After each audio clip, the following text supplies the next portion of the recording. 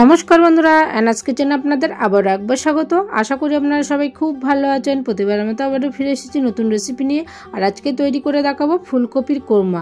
একঘেয়ে ফুলকপি যদি খেতে না ভালো লাগে, আপনারা কিন্তু এইভাবে কোরমা করতে পারেন, একদম চেটে পুটে খাবেন।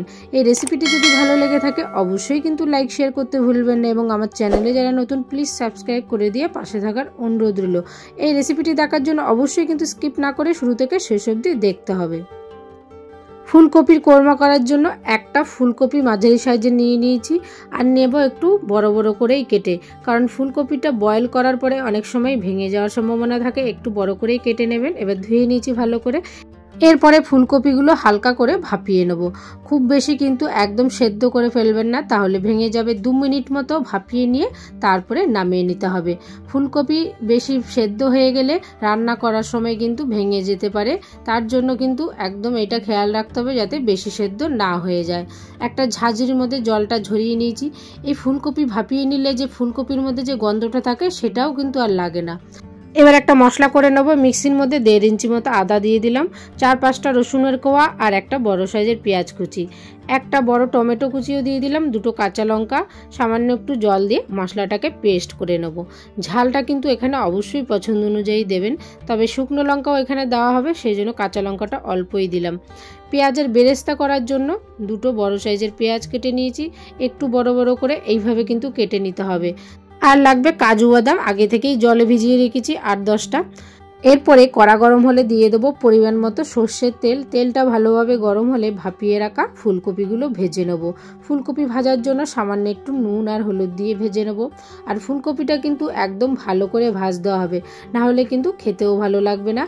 ফুলকপি ভাজার সময় একটু তেলটা বেশি লাগে পরিমাণে, সেই জন্য আপনারা চাইলে কিন্তু রিফাইন তেলেও ভেজে নিয়ে আলাদা করে তুলে নিতে পারেন। যেহেতু সর্ষের তেলেই পুরোটা রান্না করব, সেই জন্য একবারেই সর্ষের তেলে ভেজে নিলাম।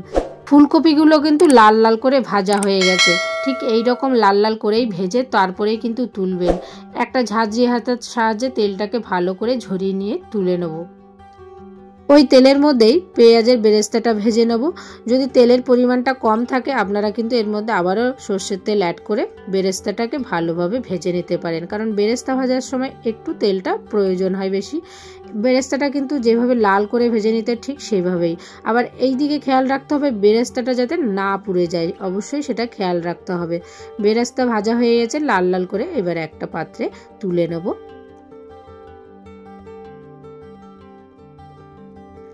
এবার কড়াতে পরিমাণ মতো সর্ষের তেল অ্যাড করে একটা শুকনো লঙ্কা আর কয়েকটা ছোট এলাচ ফোড়নে দিয়ে দিলাম।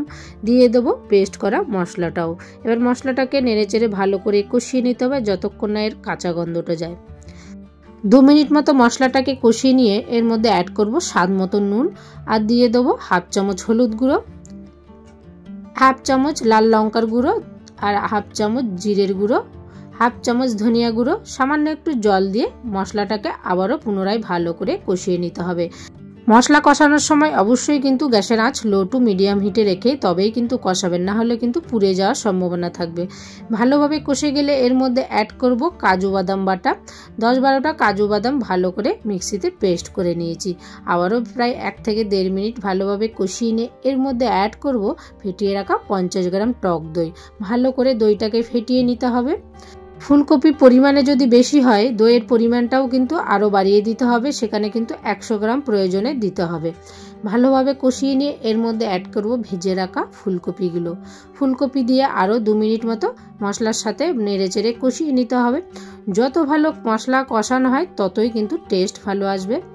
ভালোভাবে কষে গেলে এর মধ্যে দিয়ে দেবো পরিমাণ মতো গরম জল, আর এর মধ্যে স্বাদ মতো চিনিও অ্যাড করলাম। জলের পরিমাণটা খুব বেশি দেব না, যেহেতু এটা মাখা মাখা হবে, আর এমনিতেই কিন্তু ফুলকপি আগেই বয়েল করা আছে।